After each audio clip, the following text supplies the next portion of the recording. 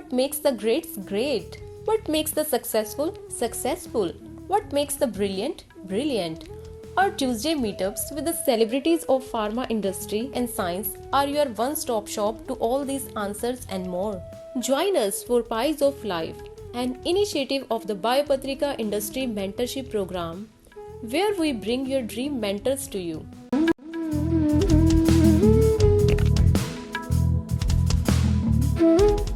I don't want to say easy to learn, but we as human beings can learn things very quickly on the job. So even though all of the work was very complicated, the longer you're there, the more skilled you become at it. So at a certain point, I could go into work and do all of these jobs, even though my heart wasn't in it and I was doing it for the paycheck. And for my own mental health and physical health, I would take yoga classes on the side in Philadelphia. So in my mind, I said, instead of paying this X amount of money to take individual yoga classes, let me just pay a lump sum of money to do a yoga teacher training in Philly while I was working, so I can just learn to teach myself. Like I had no intention of teaching public classes. So I did one, loved it, and was still continuing to work. And then there was just a time where the tipping point kind of hit. There's like a moment where you say, this job or this course just isn't lining up with how I want to exist in the world. And not everyone has the luxury of having what they have, but I was fortunate enough that through circumstances, I could, I had savings. I'm lucky enough to be able to have any support with Lynn and with Baba there. So I was able to leave my job and then start teaching classes full time. And by no means was it like the first time that I taught a class, I was making salary. My first paycheck was $72 for an entire month. Like I couldn't even buy, like a sweatshirt with it. But I had set my structure up so that there was 6 months of time that I could make $72 a month and not be hungry. And then eventually over time, things started to pick up. And now I've been doing it for 6 years, full time, not 40 hours a week, but full time for a yoga teacher in the sense that I don't do anything else work wise. But I think always in my life, there's always a thread that each and every one of us have that, when you've done something as a kid, be it a craft or movement or connection or relationship that fuels who you are as a person. And somehow throughout your life, because of responsibilities, it might get pushed to the wayside because you have to pay your bills, you have to take care of people. But having people and sharing with people the ability to get more in touch with their body through yoga, through movement, through exercise has consistently been something that I've loved. And now I'm lucky enough that all of it is merging together at once through yoga. So I might not teach in like the traditional way that, BKS Iyengar taught or the gurus or masters of yoga taught, but there's a fit for every single person. The people who vibe with your energy will find you and they'll stay with you and then they resonate with the message that you have. Like very similarly to this group, there's an energy for whatever reason that keeps drawing you back to these meeting sessions, and then Baba feeds off of your energy too. And it's similar science interest, similar mentalities. It's the need to want to glean information, but it's also like there's an inexplicable vibe, that you get. And you can't always put words to it, but it's something that's there. So that, the longest answer to your very short question is there is a vibe, an energy that called me to teaching. I got it. Yeah. Can't be seen, but can be felt. Thank you. Yeah, thank you. Any other questions? I know.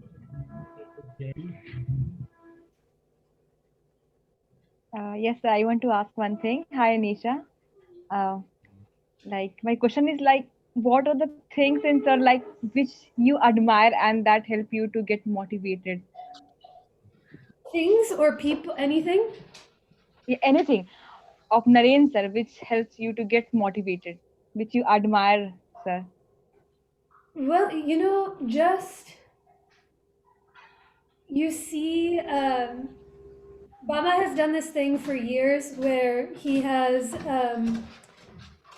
before internet was a thing, before email or digital was a thing, when he moved to the US, he would take monthly pictures. I don't know if you guys have seen the summary or he's talked to you about it, but it has transformed into something completely different now.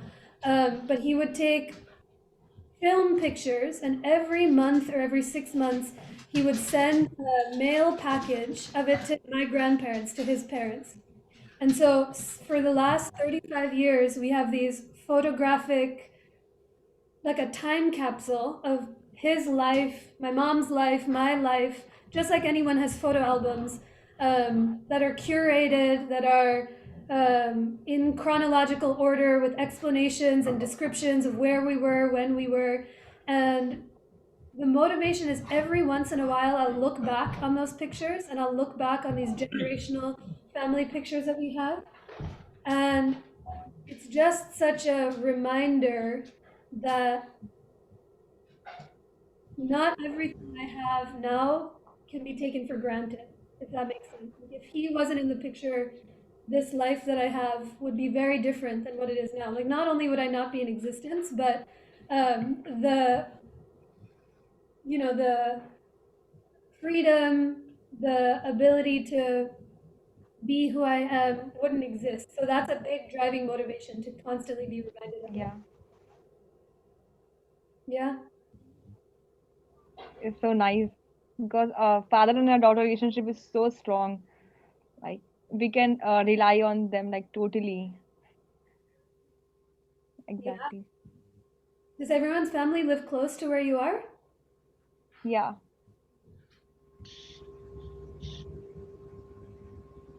Yeah, I was just saying, this is the first time since I was 18 that we've lived in the same area, because I've always been in Philly and then he was in California or then in India. And even though we'd see each other often, it's a different dynamic when you live driving distance away or Yeah. within the same region.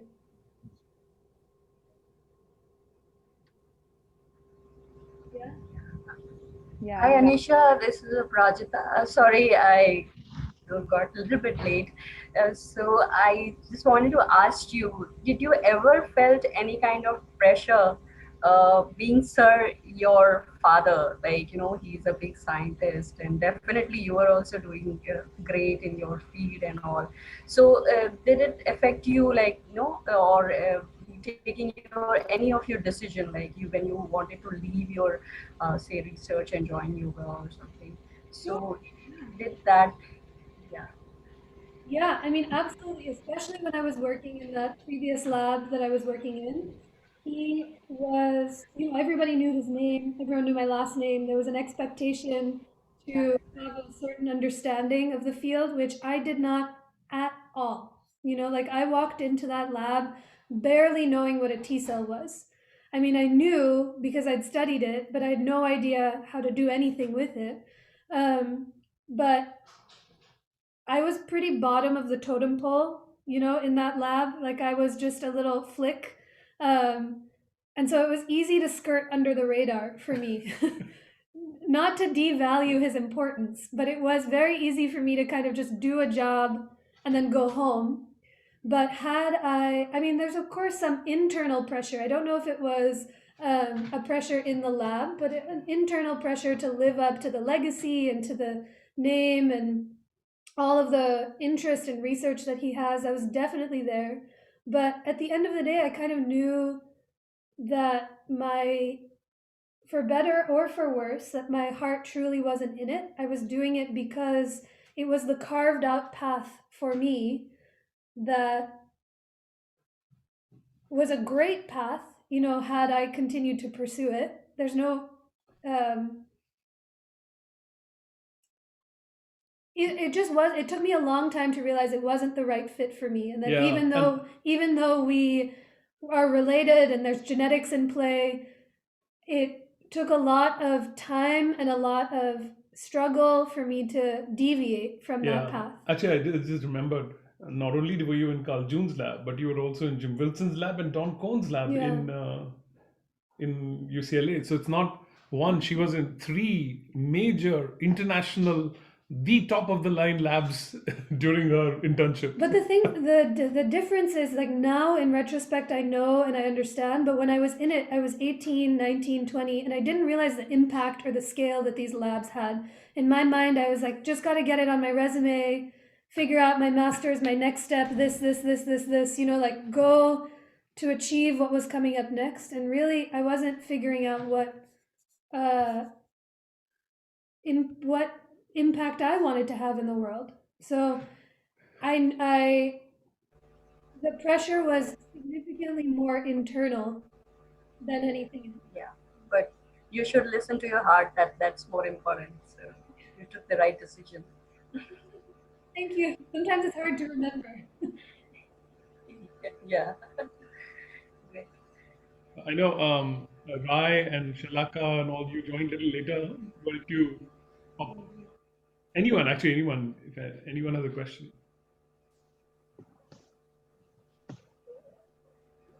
No. Actually, I missed starting part, so I'll ask. I'll get back to you. I'm still thinking. Actually, I had the same question which someone asked. Actually, how you took decision to change your field, but that is already answered. So, And the other thing about it that I've had to restructure, because in the science field, seeing Baba's career, seeing all of these family friends' career, it's you choose one career path and work like upwards to stay in that field. But I think what I'm slowly realizing in my life, at least, like even Lynn has stayed in the same field and is working to become the top tier in their field. But the thing that I've had to change that you guys probably know already is people can have multiple careers throughout their lives. Like you can be an expert in this field and then completely drop it and then become something else. And it doesn't have to be a hobby, it can be a full experience in a career field. So I think that took me a long time to understand and realize that our lives are very long, and it doesn't, Yeah, exactly. they don't start when everyone else's starts. They also don't end when everyone else's end. So we're not working towards becoming 65 and retiring and then just sitting. Even after that, there's going to be a whole different career and a life that everyone has that's fulfilling. So in a sense, I feel like I'm in the second wave of like 40 more waves that I have coming up. And you might feel the same way. Like this path that you're on Yeah. leads you to great realization that maybe this isn't what you want to do anymore. So, yeah. Yeah, any other question?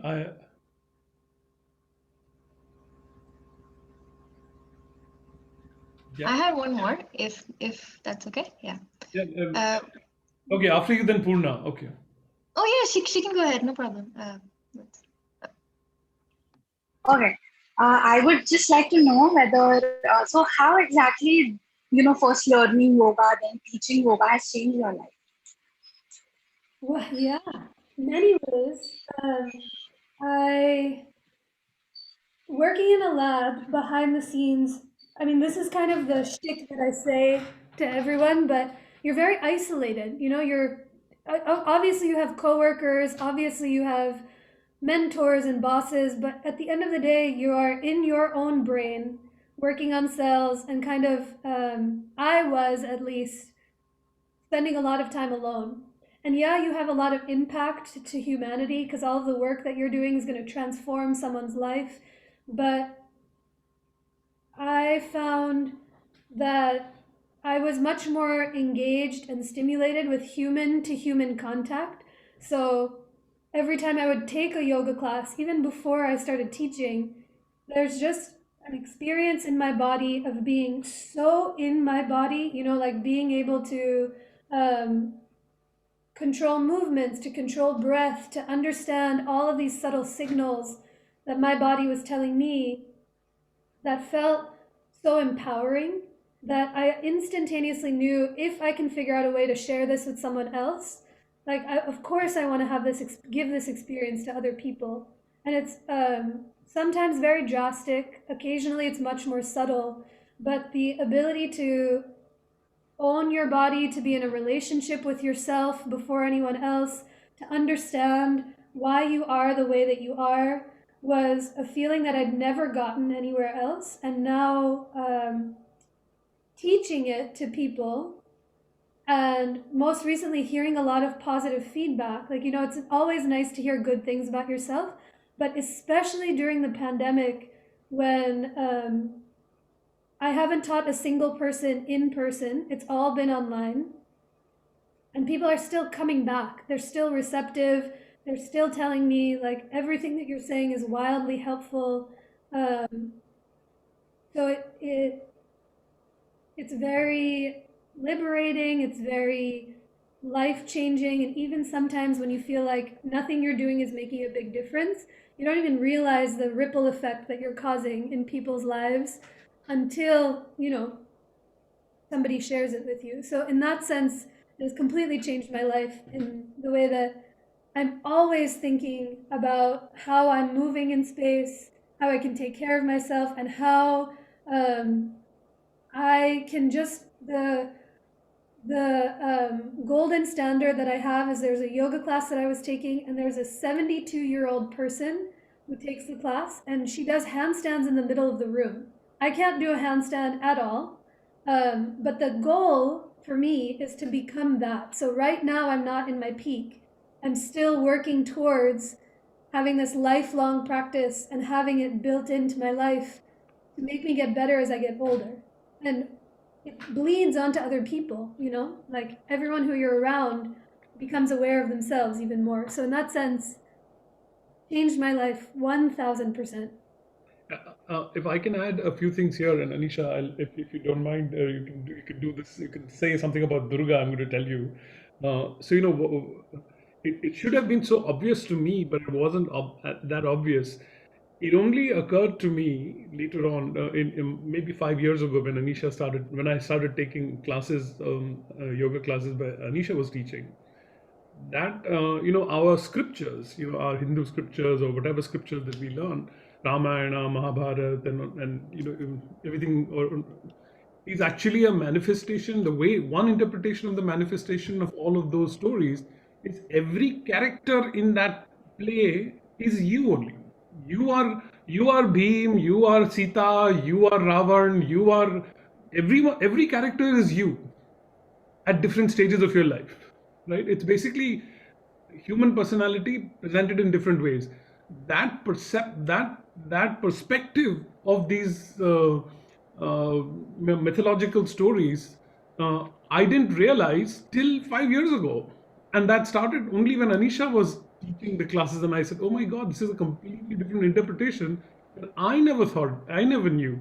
So maybe if this is an example, can you just for 2 minutes tell about the Durga story that you tell? Just and Yeah.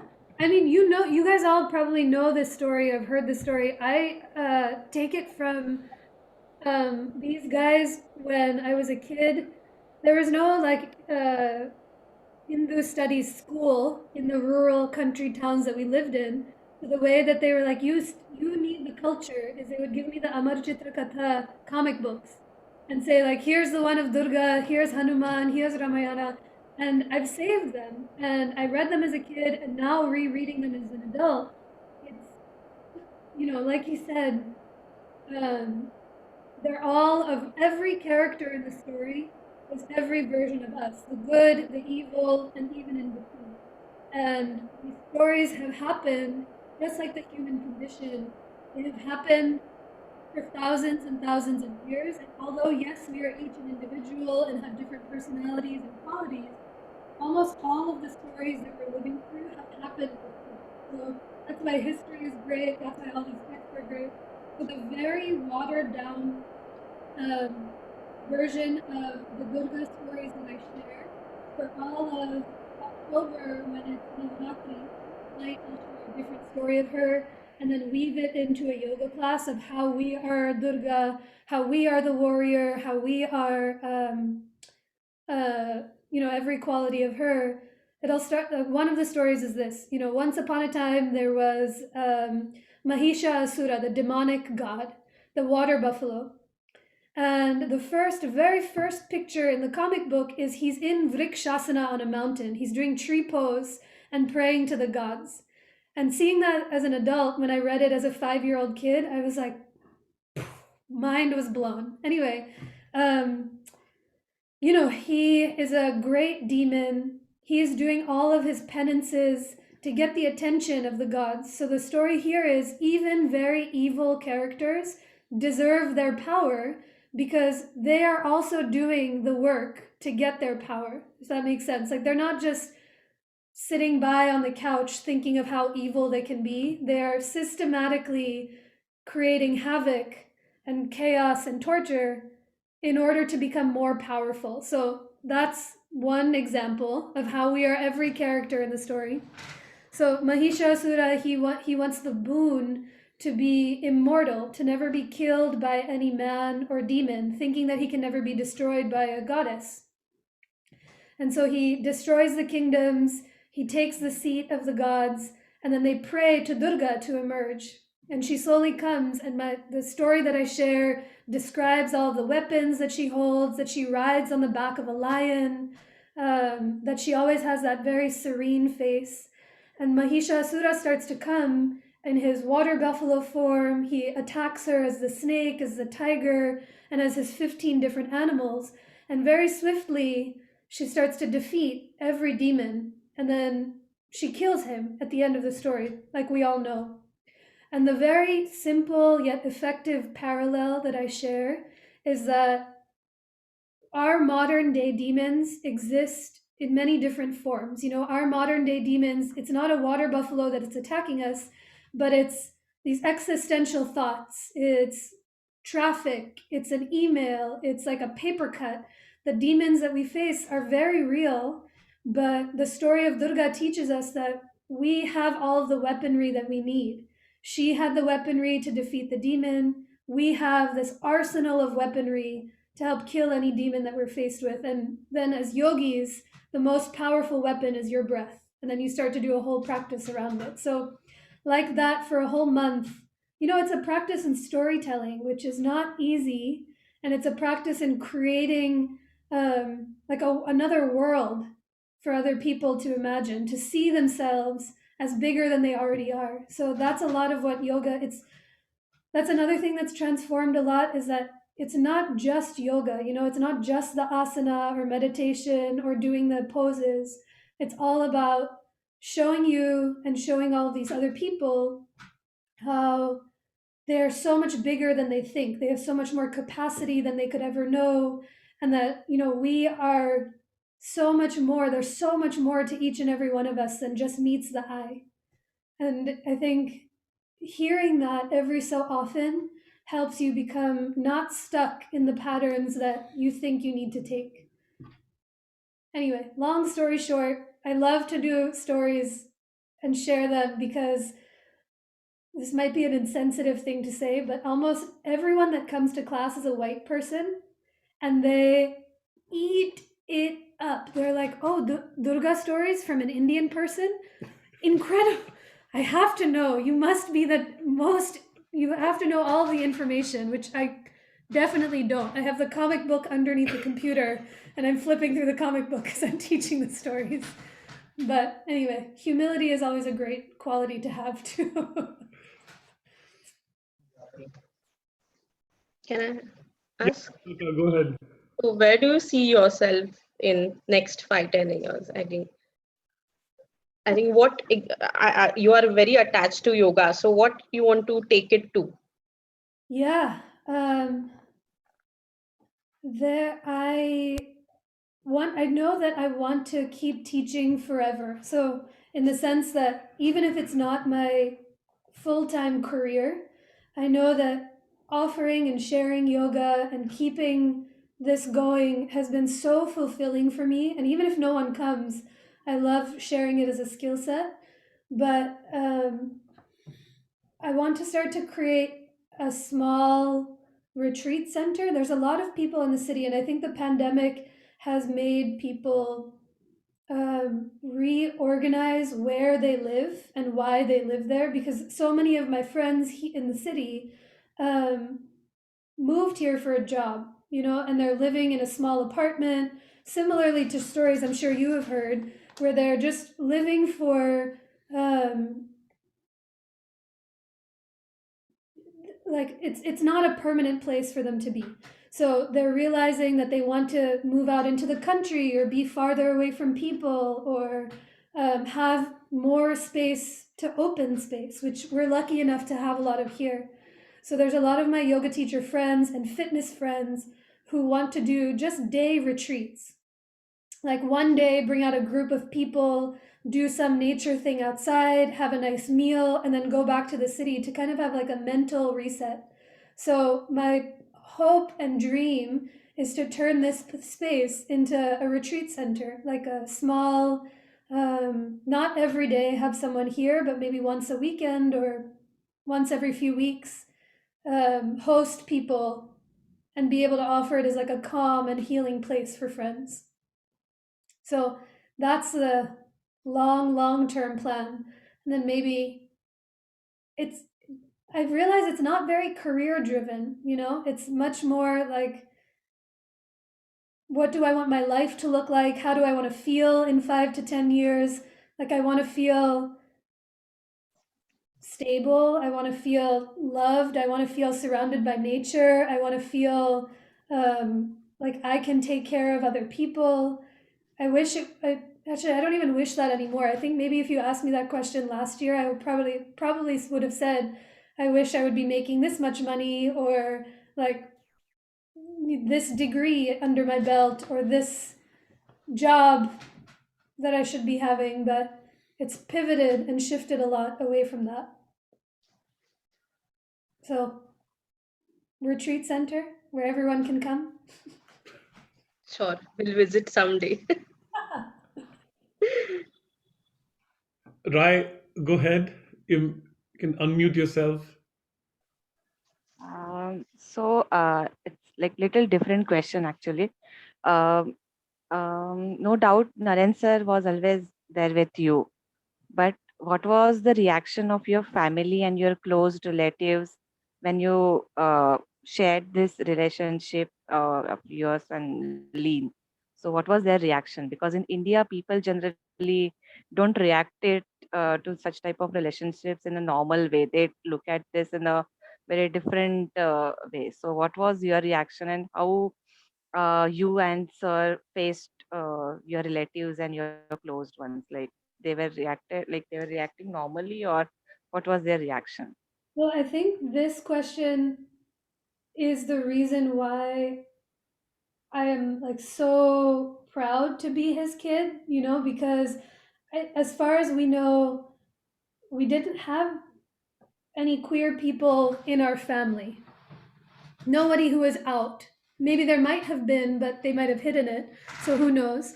But I hid it from them for 7 years before I said anything, because I was young. I wasn't sure. I was like, I'm just living my life. I don't know if this is how things are going to turn out. And then there's, like you said, there is this societal pressure of being the kid of an Indian parent who you never know what the reaction is going to be. You always just hear the worst. But when I had told him, I told him when Lynn and I started dating, because I was like, this person is very important to me. I can't hide this relationship or bring Lynn around just as a friend, because that would be insulting and not fair for me to hide myself or to hide the importance of this person in my life.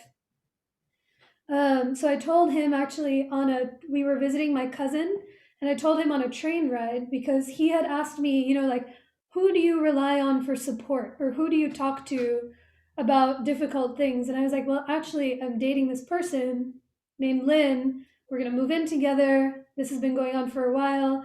And he said, I already know. So that was one thing where he had, I don't know, I'm sure it was true. I'm going to tell myself it was true, and you didn't just say it for the sake of saying it. But, parents are much more perceptive than you think, and they know their kids, even if they might not have seen it when it was happening. In retrospect, so many signs can point to who makes your kid happy, how they move around in the world, when they feel like their truest self and they're not hiding things from you.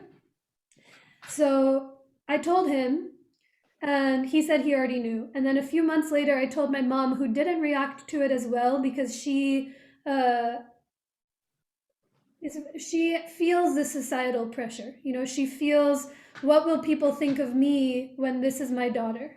But then she came around and she was like, you're still the same person. Nothing about you is different. You still have this full, vibrant, thriving life.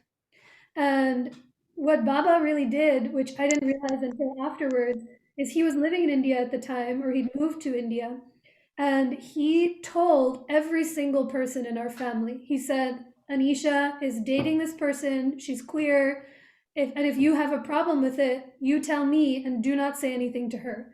So he transformed from not just acceptance, but to becoming an incredible advocate, of like being the first line of defense so that I didn't have to experience any weird questions or any self-doubt or any like shaming or shunning. Not that it didn't happen. There was one or two family members who still aren't okay with it, but I have come to a point in my life now where I'm like, they are missing out if they do not want to be a part of my life. If they have a problem with it, if these aunts and uncles are so concerned about their association with me, then their loss, because our life here with Baba, with Lynn, is so much bigger than what they could ever imagine.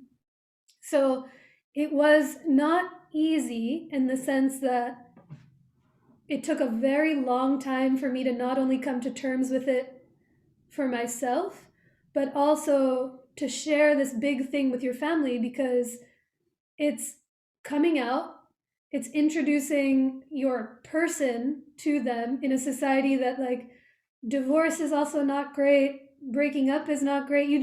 I just had the feeling that I don't want to introduce anyone to them unless I know this is for certain.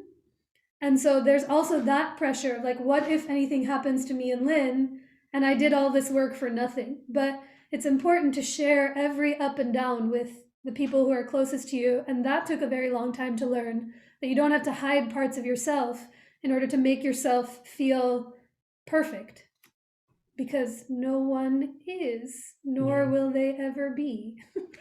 Yeah, here's Rai's question. Yeah. Oh my God. Doubts all the time, every day, every single day. There's hundreds and thousands of doubts. And the three things that I do to help are, I go to therapy weekly because it is so helpful, even if I don't have anything to say. Like, there's some days where I'll just look at my therapist and we'll just stare at each other and be like, I got nothing today. And then there's other days where things just flow out. So normalizing therapy, going to therapy, having like an independent third party to talk to. And he has no investment in my life, like, he only wants me to feel better. So I pay him to listen to me talk about things that that my family or my friends might not want to hear. So therapy has been phenomenal. Yoga is the most stereotypical thing, but yoga makes me feel it doesn't make my mind go quiet, or it doesn't make me forget about what my doubts are, but it's a form of therapy for me. It makes me feel valuable, worthy, capable. It just reinvigorates and reminds me that I'm more than just the doubts that are going on in my head.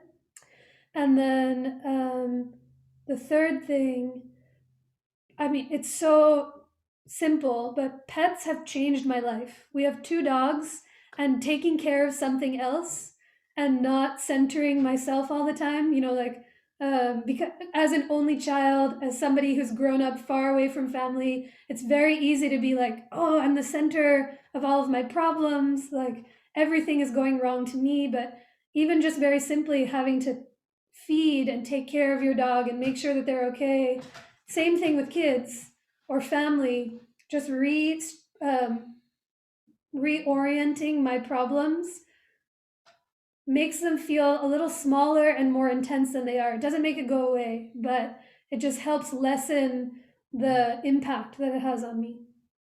But And then watching Office endlessly. oh my God, yeah. There's like 5 TV shows that I've probably seen 400 times, and I just watch them over and over and over again. Also, TikTok. I don't know if you guys have TikTok yet.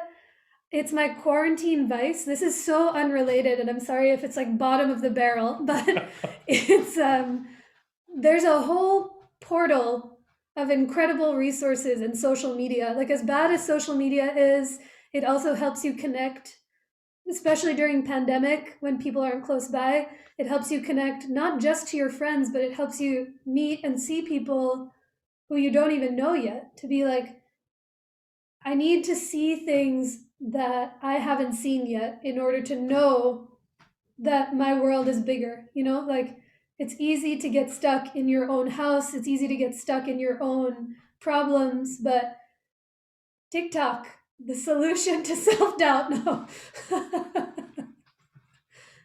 Yeah. This is nice. Great questions. Thank you for indulging, even if it wasn't profound. Have you guys done this yet with each other?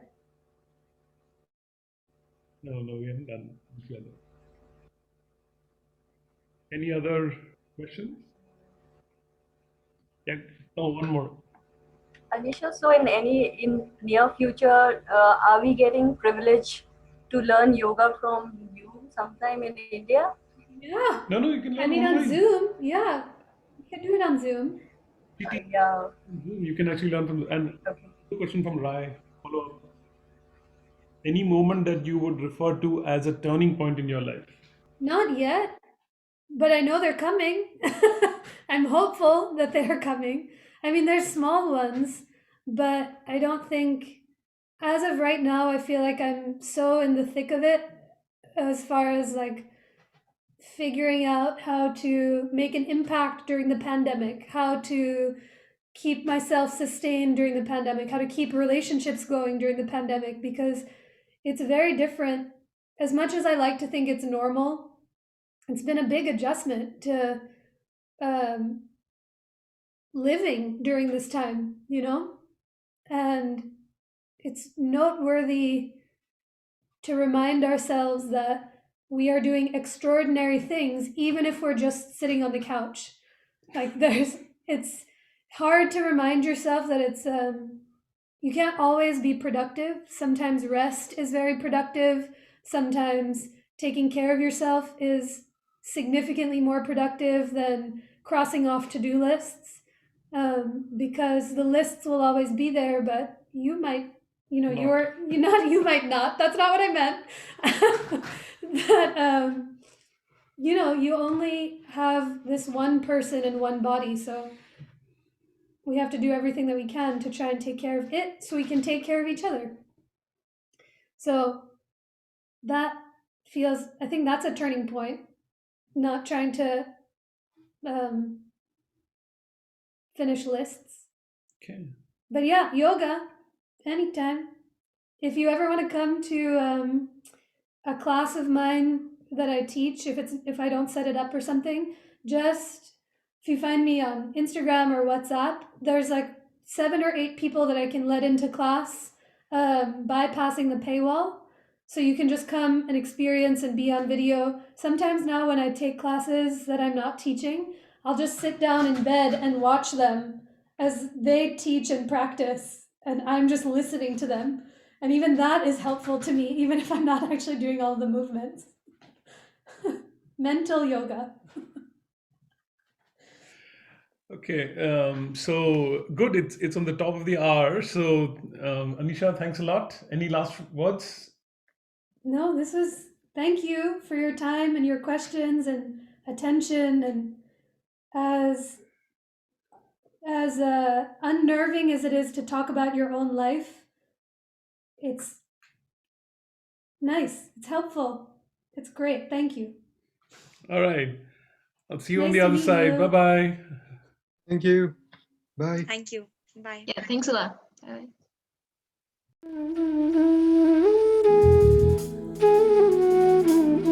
A network should last a lifetime. Let us help you create lasting professional relationships with our world class mentors through the Biopatrika Industry Mentorship Program. A strategic guidance program unlike no other, full of expert interviews, industry internship opportunities, CV writing, inflection point analysis, life maps, and of course, the gateway to your dream career. For a limited time only, all our services are freely available for you as we truly want you to succeed.